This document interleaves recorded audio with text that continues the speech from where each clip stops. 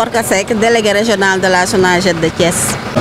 waaw comme niñ ko taamoo di def chaque fête Korité wala Tabaski donc at bi aussi UCG noonu la defaat mobiliser personnel am ak moyens yi nga xam ni moom la am donc sur le territoire national ni ñu ko defee Dakar noonu lañ ko defee Thiès defee ko ci yeneen régions yi donc cette fois aussi noonu lañ ko defaatee rek donc ñu mobiliser na une centaine d'agents yoo xam ne ñoo fi nekk tey ci guddi gi fas yéene nettoyer marché central bi donc noonu lañ ko fas yéene defee pour marché Moussante ak marché Grand Thiès.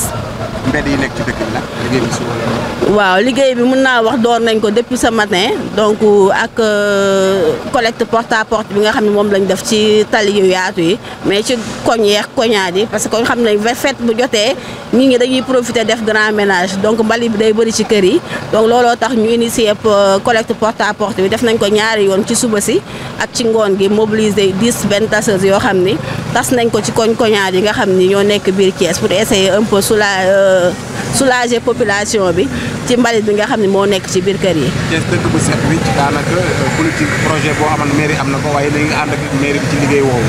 waaw damay profiter ci occasion bi di remercier bu baax monsieur le maire ndax mi ngi ñuy jàppale donc rien que éclairage bi nga xam ne def na ko ci dëkk bi rek dinañu permettre ñun dinañu yombalal liggéey bi nga xam ne ñu ngi koy def ci guddi gi juste souligner rek ni liggéey bi nekkul bisu tey rek parce que dañu am équipe boo xam ne dañuy liggéey guddi ñu ngi ci marché bi ñu ngi ci avenue Camp bi donc vraiment éclairage bi daf ñuy faciliter bu baax liggéey bi loolu bu weesoo aussi mu nekk un maire boo xam ni vraiment setu dëkk bi yitteel na ko te on est en parfaite collaboration ñu ngi liggéey lëkkaloo ci anam bu rafet ñu ko ci jaajëfal bu baax a baax. waaw comme ni ñu leen koy taamoo di wax rek donc set bi moom mbir yitte ñëpp la war a doon donc ñu leen di ñaan rek su leen oto bi rëccatee am na ay points de regroupement normalisé ñu koy wax ay PRN yoo xam ne installé nañ ko un peu partout ci quartier yi donc bu leen oto bi rëccee mun nañ yóbbu foofu seen mbalit am na aussi ay bag yoo xam ne installé nañ ko ci talibeex yooyu donc ku ci am sa kaasu café wala mbuusu ndox boo naan même pas 5 mètres boo doxee di nga gis benn bag ñu leen di ñaan dañu def geste boobu dugal ko ci biir bag yi dinañu yombalal bu baax liggéey bi. Bon, c'est quelque chose qui est devenu habituel donc comme chaque fête religieuse donc on déploie nos équipes sur les sites de forte production pour essayer un peu de nettoyer après le passage des commerçants. Donc on le fait chaque fête de Korité ou de Tabaski. Donc cette année aussi on n'a pas dérogé à la règle. Donc on a mobilisé une centaine d'agents plus les équipements, les véhicules de collecte que vous voyez pour pouvoir un peu nettoyer le marché central de Thiès. Et les différentes artères de la commune, qu'en est-il? Donc on peut dire que l'activité on l'a démarré depuis ce matin avec la collecte porte à porte. Donc on a pris les grandes artères et certains quartiers populaires. Donc on a assuré un peu une collecte matinale de 8h à 14h. Et l'après-midi aussi on a sorti des véhicules pour essayer un peu de diminuer le volume de déchets qui jauge les artères. Donc pour cette nuit, donc on a le nettoiement du marché central.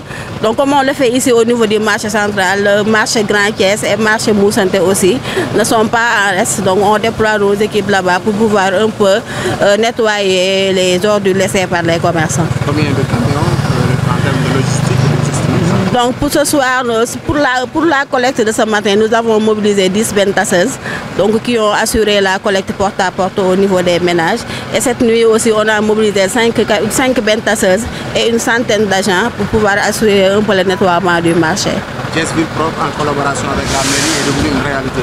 Bien sûr. Et au passage, nous remercions vraiment M. le maire, Dr Babacar Diop, parce que vraiment, il a fait beaucoup d'efforts. Parce que si on peut travailler la nuit, donc vraiment, il nous a aidés parce que rien que l'éclairage, ça nous facilite un peu le travail. Et aussi, c'est quelqu'un qui est très engagé dans cette slogan Thiès Ville Propre. Appel aux populations, quel appel lancez aux populations? Bon, comme d'habitude, comme on a l'habitude de le dire, donc la propreté c'est l'affaire de tout le monde.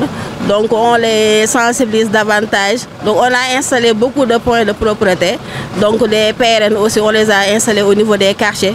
Donc on les demande juste de pouvoir se déplacer jusqu'à ces points-là. Donc si le camion passe après eux, donc ils peuvent se diriger, s'orienter vers ces PRN pour pouvoir un peu déverser leurs déchets au niveau des bacs qu'on a installés un peu partout.